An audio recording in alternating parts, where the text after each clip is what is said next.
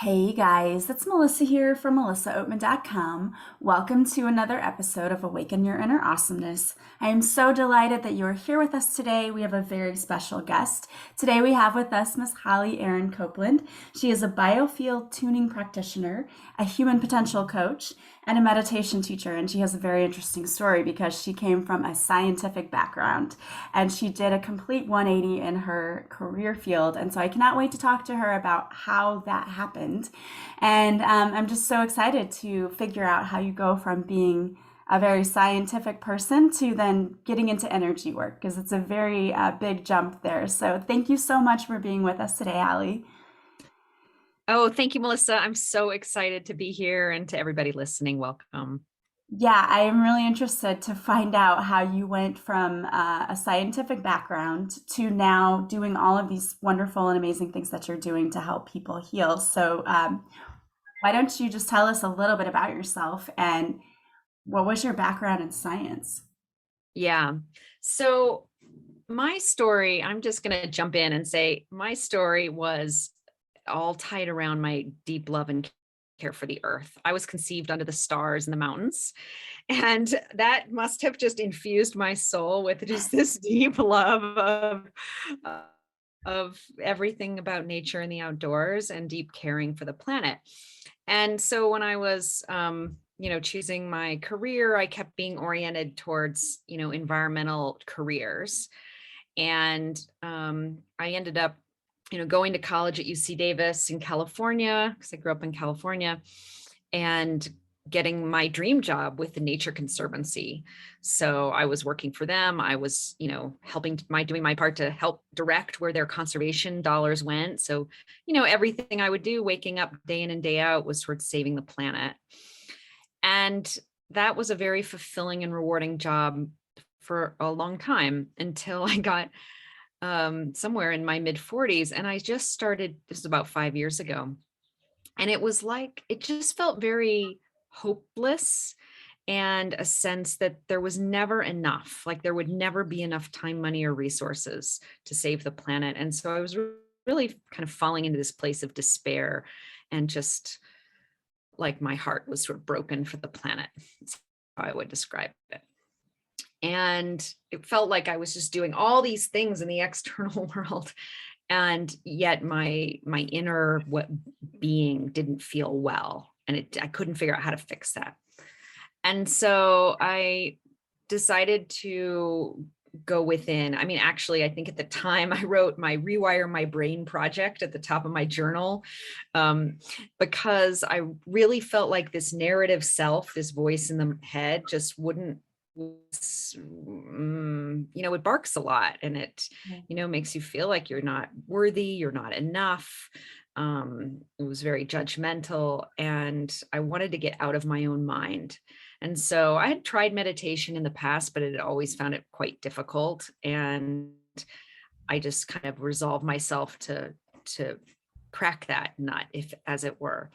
And I started to study science part in me, the geek in me. I started to study about brainwaves and brainwave science, and really wanted to understand the mind so that I could get out of my own mind, which is the meditative path, like how we, break free from that. And I got some devices like the Muse headband to hear my own brain waves. And I learned about alpha and theta states that help us drop into calm and clarity. And I started practicing meditation with those tools. I met some meditation teachers who taught me a technique called subtle energy meditation. So I sort of did all that. And as I was doing that and shifting my interior self, all of a sudden and actually it was working. I mean, I was really starting to have fewer thoughts and feel better. And it just shifted my whole view. And it was like, I went from outside in, of outside saving the world, to kind of being okay inside, to recognizing that what all the great sages and wisdom teachers say, which is, that, that like peace begins within. That's where we look for it. We don't look for it in the external world. And as that started to shift in myself, I really felt like, oh, in order to really save the planet, what we need to do is save the people. Because if we can help the people are the problem, not the planet. And became my deepest passion and mission to help people get out of their own minds and cultivate unshakable joy, peace, and well-being. And so that's what I do now through all the tools that I've learned that have helped me. So I teach, I use them on clients. I love that. So tell us just a little bit more about biofield tuning. Tuning. Yeah, what exactly is Yeah. So biofield tuning is a sound healing modality with tuning forks, created by an amazing woman named Eileen McCusick. And in this modality, we work in the field, so in the auric field. So we're all vibrational beings. We are all just energy. We're like bundles of energy. And I love Albert Einstein said, future medicine will be the medicine of frequencies. And this has really become my own truth and understanding. And tuning forks, if you think about this bundle of energy that we are in this auric field, when a traumatic event happens to us in our life, it creates a dissonance in our field. And that dissonance stays stored into the field if we don't free it. Mm-hmm. And so if you have something is a trigger for you in your life, like let's say you were bit by a dog when you were 5 years old, right? And so now like you have this fear of dogs because, you go to the park and you see dogs and your body remembers that you were bit by a dog when you were 5. And so you're storing this vibrational pattern of being bit by a dog in your field as a memory. And what biofield tuning does is I systematically go through the field with tuning forks and literally like find that bundle of energy that represents the bitten dog in the park. And the fork talks to your body, and your body, which wants to be in resonance and harmony, right? We all have a blueprint, a set of blueprint resonance that we're operating at. We're singing that blueprint song. Mm-hmm. And that barking dog wasn't meant to be part of that blueprint song. It's a dissonance in the field. So you bring the tuning fork into that space where that barking dog memory, that bad memory is, and the body has a conversation with it, and it actually allows the body to be free to create resonance in that spot and free your body and yourself from that trauma. So it's deep healing work to free yourself from old patterns, traumas, can be emotional, physical, trauma or dissonance. And yeah, these sessions are just amazing. I do it because it works. I had it done to me, and it's very, very profound work. And so I do that now as part of the work that I do. That's fascinating. Is this something that can be done like distantly too, where you can work with clients, or do they have to be in person with you? Yeah, yes, it is done distance. I work with people all over the world because vibration and energy does not know time or space. Right. So I do have a local place where I do some in-person sessions for people locally, but it's just as effective actually to work at a distance. So that's most of the work that I do. Yeah, I get that question a lot because I will have people who say, well, you can't do Reiki distantly. Like, you have to be in person, you have to touch the person. And that's not the way that I was taught, because I was taught that energy can move through any space. So it doesn't matter if I'm, excuse me, if I'm here and you're there, it works just the same. And I found that to be true when I've done Reiki, because I use my family as guinea pigs when I was first learning how to do Reiki. I'm like, can I do a practice session on you? And so I did that with my sister. I had her come to my house and I did an in-person session where I did lay my hands on her. And then she called me one night and was like, I can't sleep. I'm having pain. And so I did Reiki over like Zoom with her. I said, well, just do a Zoom session. And she was like, I slept like a baby. I felt so much better. So it worked just the same. It didn't matter. And that was just kind of the proof for me that, oh yeah, this does work no matter if you're in person or if you're distance, it doesn't matter. Yeah, absolutely. And, just like by doing it and experiencing that it works, even though my scientific mind can't get my brain around why, how that could possibly be, it doesn't need to, because I've now worked with hundreds of clients, around the world, and they've experienced incredible benefits. So like over and over and over again, I mean, basically every session I do, people receive benefits, and they like, you do that enough and you're like, okay, it works. I don't, Yeah. my brain doesn't know how, but it So it works. does. Yeah. Yeah, exactly. I think that's really interesting that you use the tuning forks too, but it makes sense because to me, music itself and that vibration of any kind of music Yeah. can be extremely healing. It has the ability to, if I'm having a bad day, I just turn on something really soothing and it can turn it around just like that.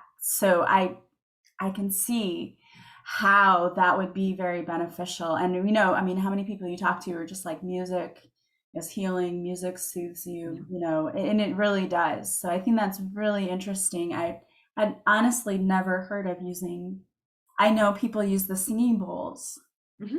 to clear energy as well, but I've never heard of the tuning fork. So I'm really glad that you brought that up and mentioned that because I had not heard of that before.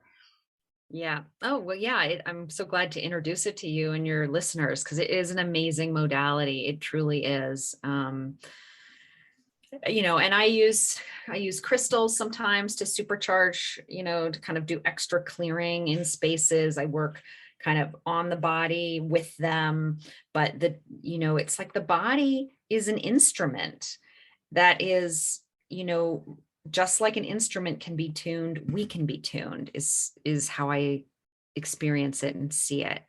Um, and what's amazing is it's like not that hard, Melissa. It's surprisingly simple, and incredibly effective. So it's very exciting modality. I absolutely love it. Can you Yeah, tell? I I can like love imagine. this modality. Well, who wouldn't want to heal trauma? I mean, everyone experiences trauma. I don't care who you are, birth is traumatic for people. So everyone at some point in their life experiences different forms of trauma. So Yeah. for many people, they spend their whole lifetimes trying to figure out how to heal from it and how to break those patterns that are caused from all of this trauma that they've had in childhood. So to find ways that it can be healed that are, I mean, this sounds like you said, incredibly simple. Yeah. I mean, it amazes me how you know, even just one session, people can have life-changing impacts. I mean, I worked with someone 2 weeks ago. That's what she said. Like after one session, this feels life-changing to me. How exciting is that? Like, Yeah, that's incredible, actually. yeah. That's incredible. How am I lucky to get to do work that changes people's lives in one session? Yeah. Yeah, definitely. And amazing that there are people out there like you who are doing this because, I mean, it takes people finding it. Obviously, that your scientific background did help you in a way to stumble upon this. Well, I don't think anybody stumbles upon things by accident. I think that you're divinely guided to it. But we need more people who are willing to look at things from a different perspective and say, wow, what if we tried this? What if we did this? That's when you find all of these amazing healing modalities that people are stumbling on. And I think we're in kind of an age where a lot of people are turning more to energy work and the more holistic methods of healing rather than trying to rely all the time on traditional medicines and things like because we know all the different side effects that Yeah. those can have. I mean, that you could, when you listen to the drug commercials, it's like, oh my gosh, that causes more problems than it fixes whatever, you know. Yeah. Yeah. I so agree. I mean, there are, you know, there's a lot of healing that the 7 or 8 billion, however many we are on the planet now, need. And so there is this, feels to me like there is this real collective awakening and collective turning to modalities like energy healing, which promote this notion that we're already fundamentally whole. Like the body knows how to heal and is always in, like my model of the way the universe works and our bodies work is they're always moving towards healing. Whereas Western modality would have you believe that we're always breaking down, Yeah. and we're just like a car falling apart, and we're just trying to always kind of, tape back on the, I don't know, the the broken door handle or whatever, right? And it's like, no, actually life is always regenerating. It's regenerative and restorative, and it's always working and moving towards actually your healing, even when we're so-called dying, but we're still, the body never stops regenerating and moving towards life in that sense. Yeah. So, tuning forks and other modalities, Reiki, that like work with the energetic system, to me are, they're all the medicine of the future. I thought it was really interesting because when my mom was in the hospital and was sick, there was the nurses, they were telling her, like, you only have this much time or whatever to live. And then they're like, well, we're all dying.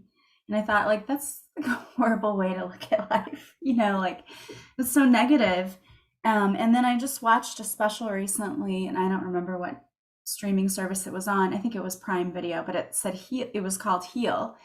And they were talking about how your attitude and your mindset really affects the healing process. And they talked to several people, one who had cancer, and she said, she had this negative attitude of like, this is going to kill me. And it wasn't until she said she made peace with it and said, I'm healing, I'm getting better, and kind of allowed her body, I guess, to have this mindset of, you're going to get rid of this and you're restoring and you're healing. And they were just talking about, which I totally believe in, that your attitude and mindset play a really big role in your health. And a lot of people don't, I think we take that for granted. Like, we don't really realize that if you're saying to yourself all the time, like, I'm in pain, I'm hurting, I'm this, I'm that, like, we're speaking sort of into being a lot more those things that we're trying to avoid, instead of like, I'm healthy, I'm whole, those kinds of things. And I think it's just one thing that we don't really think about very often. Mhm. Yeah.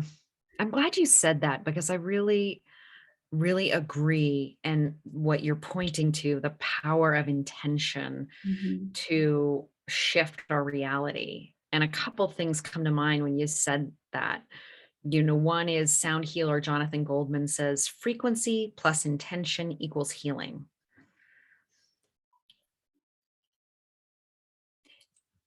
And we know this from even just the earlier conversation about how we work as, if you're Reiki practitioner, or for me in my work, all I need to do to work with somebody in, Sri Lanka, somewhere around the world, is to bring the intention of working on them, and suddenly they're there. Yeah. I don't, again, my conceptual mind cannot wrap my brain around how that's possible. However, it's true. And so, that's how powerful our minds are. Mm-hmm. Eileen McCusick says, like, our minds are the most powerful tool we have, even above the beautiful healing tools like tuning forks that we have. Actually, our mind is the most powerful one we have.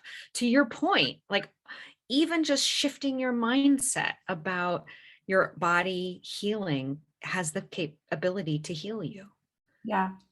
We're our biggest tool, our own bodies. Yeah. Yeah. And our own minds. Yeah. Mm-hmm. And I saw that firsthand, even with just having physicians. Like, if you have a physician who's like, yeah, you're going to get better, you're doing so well, and is positive, as opposed to having one who's like, well, this is grim. I saw it firsthand. And it's frustrating to watch someone, like, why would you ever, I mean, yes, you want to be honest, whatever, but there's a way to encourage people, to instill hope, which I think everyone needs. I mean, you don't want someone around you constantly like the dark cloud over your head raining on you, and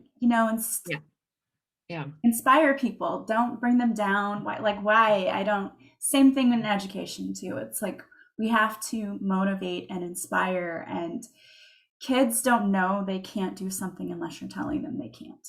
Right. And Yeah. yeah. And I Yeah. always would tell, we would share students sometimes and they would want to tell me all about it. And I was like, I don't want to know anything about them because I don't want to have any expectations. Because Yeah. if I don't put limits on them, they're not going to put limits on themselves. Absolutely. Yeah. Um, it makes me also think about just the power of the vibration of different thoughts. So along with this, when you're talking about negative thinking versus positive thinking, well, all thought carries vibration. It's a frequency. If everything's a frequency, thought is a frequency. So a negative thought that a doctor tells you is just what he's basically putting forward is a lower vibration Mhm. of energy, because those thoughts of fear, anger, worry carry a lower vibration than thoughts of love, joy, hope, positivity. Um, and there's a guy, and I'm trying to think of his name. He has a consciousness map, and he mapped all the different, basically the different vibrations of different emotions. Mhm. Maybe I'll think of it by the end of the interview. And so sort of taking that to be true, then that explains why if somebody comes in with a lot of negativity, they're just bringing in a lower frequency, and lower frequencies don't move energy. They're more stuck. They're like more incoherent, and your body which wants to be coherent and resonant, that's what allows energy to move, and that's what allows energy, so things can pass through us. So really in that model, like pain and disease is just a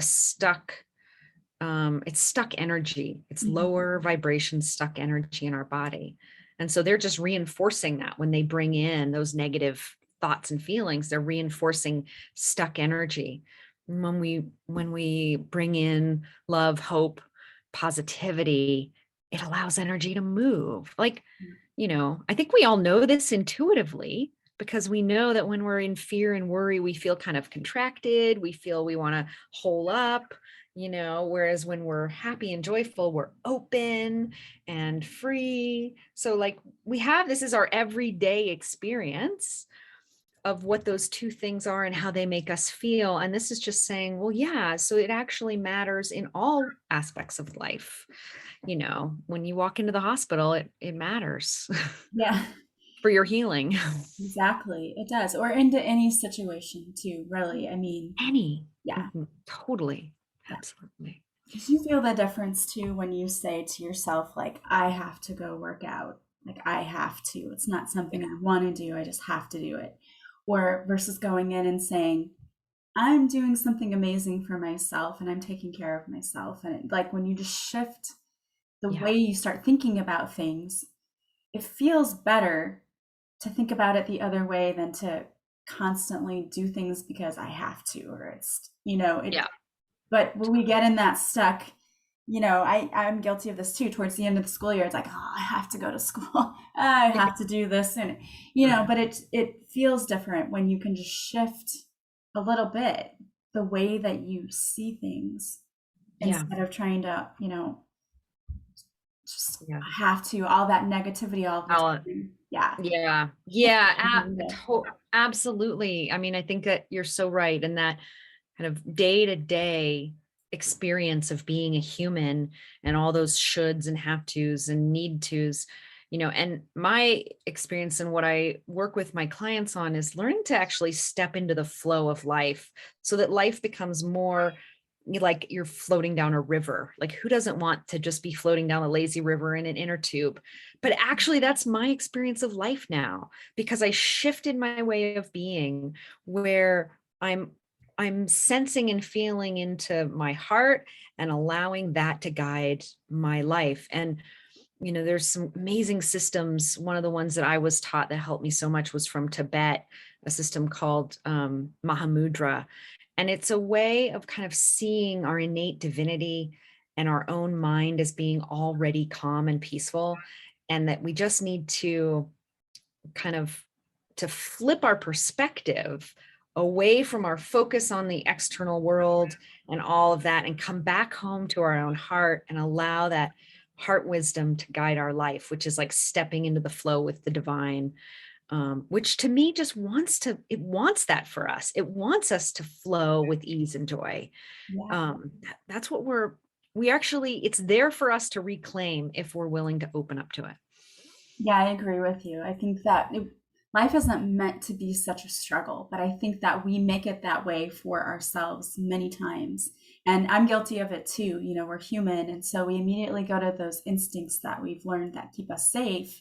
But Yeah. then it's actually making things a lot harder for us. And that getting into the flow is so important, but it's also, I think, one of the more difficult things to learn how to do for people, because we've, like, the moment something doesn't go our way, we want to control it. We just want to grab it and Right. control it, and that usually does not make things better. No, yeah, no, I think that's exactly right. That there's a perception of control, that is actually what's keeping us from living in joy. And that is this eluded me for so long. Like I would just hear, just let go, just let go. I'm like, what does that really mean? How do you really let go? I don't get it, you know? Yeah. Um, and and for me, the meditative practices I learned, and many of them are open-eyed, like just shifting out of the thinking mind into our heart-based way of knowing the world.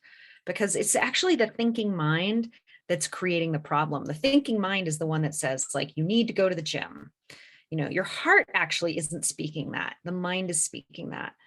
And so you have a choice. You Yeah. have a choice to actually not listen to your mind and your thoughts, but to feel into your heart. And like there's an intelligence that's greater than your thinking mind that's centered in your heart. It's like this deep heart wisdom that knows actually like what's, you know, what kind of is really in alignment with your being. Um, and so if you can just, you know, these practices that I teach and work with people on in meditation to just, but you can even do it now for anybody listening, to just let yourself drop out of the thinking mind, that kind of narrative behind the eyes, and just allow the center of your being to come into your heart, and like look out at the world like you were looking through the eyes of your heart, and notice even in that 10-second shift, does your experience of being in the world shift? Yeah, exactly. Yeah. I love Yeah. that, because I think we are too much, you know, that's where the overthinking comes from. And that's when the Yeah. fear kind of takes over. And that's when we start acting and behaving in ways we wouldn't normally Right. act and behave in, you know, and that's what causes the struggle, I think. It causes Yeah. us to feel like we're swimming upstream instead of, like you said, being in a lazy river and just floating, which is so much easier. But it's true. I mean, whenever I went to Sedona and I was hiking and walking past this beautiful stream, and I just heard over and over, just like, let it go, Let it go. just let Yeah. go. And I think that's so hard for us to do, but it's so important to just be able to let go. Right. Yeah. No, the mind wants to control to keep us safe. It's doing its job Yeah. to keep us safe. And so it can seem very paradoxical to like, well, don't I need to control this so I'm safe? And all the wisdom teachings are actually saying, no, you're already safe. You're already held by the universe. And if you step into this awakened heart space, this presence based way of knowing, it has all the answers, like it's already within you. Um, it's not that you stop acting, you don't become like just, you know, a blob, but you actually act from a different space that isn't governed by fear Mhm. and worry and doubt and judgment and all the things that keep us locked in the struggle. Yeah. And it's so right. Like we're not meant to be in the struggle. We're actually meant to be in the lazy river. Yeah. And when you can get into that mode, for me, I feel like the guidance, the great ideas, where you're like, where did that come from? This solved all my problems. That's when that, I mean, you think Mhm. about it, a lot of people, they go to sleep and they wake up and they're like, I had this epiphany about this problem. And it's because when you're asleep, you're in this relaxed state where you're not trying to control everything, and your subconscious or unconscious mind is more, taking over rather than the brain thinking about everything and trying to control everything. So when you're in that state, in your waking state, when you can be Yeah. more in that, that's when you realize, like, you get those great ideas, or you get that guidance, like, go to this place, don't go to that place. And I mean, I think we just need to get to the space where we can be more in that, um like I would consider it heart space, I think. Yeah. Yeah. I consider it heart space too. Yeah, very much. Um, I just so want that for everyone to know that that's possible. Yeah. Because, so many people are locked in fear. And, for me, one of the things that really helped was to actually be very conscious about what I was watching. So I Hmm. actually took a big news holiday, Yeah. a big news break, starting about 4 years ago, and just decided, you know what? All this news that, I used to read the New York Times in the morning and whatever, it's not my news anymore. It's not relevant. Actually, my news is tuning into podcasts like this, and the healers and people who are speaking with a high vibration. That's my news, and newsflash, you get to choose your news. You actually get to choose what comes into your, is your input. And I don't think people really spend enough time choosing that consciously and wisely, and realize that they would be so much happier if they made careful choices about what to listen to.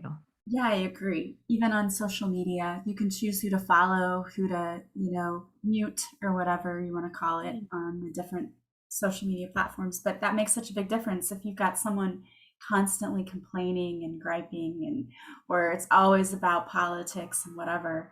That drains your energy as you're sitting there listening to it. And also the fear is a huge factor, because yeah, the media, that's their biggest seller, is fear sells.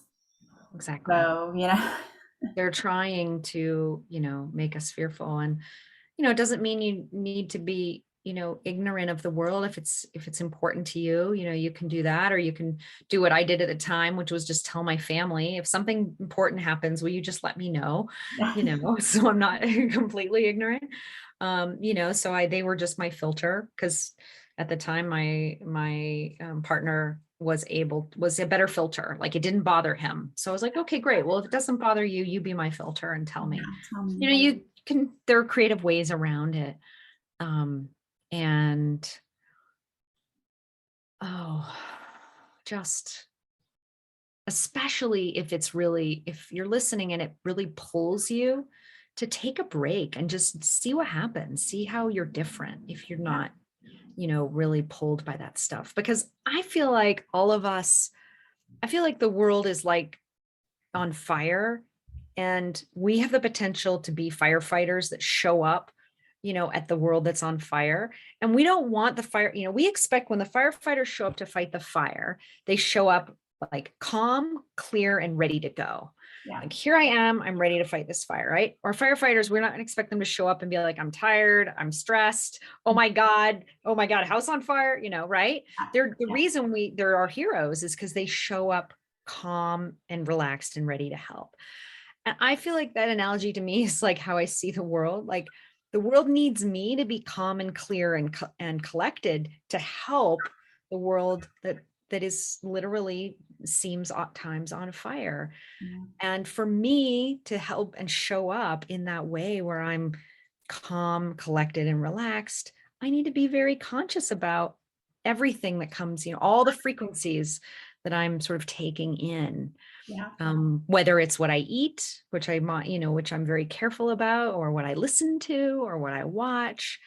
Again, not that we put ourselves in a balloon or a cocoon, but just that we take the time to do what we need to do self-care and nurture, so we can show up ready to help, yeah, whatever that looks like. And what I've found is that actually, now that I kind of cleared my energetic system and I can show up ready to help, now I have this resilience or capacity that when I hear about the school shooting, I don't go reactionary anymore. I'm able to like absorb it, feel love and compassion for it. I feel deeply, moved, but it doesn't trigger me like things used to trigger me, if that makes sense. Yeah, no, I get it because the same way you're seeing it blasted all over everywhere.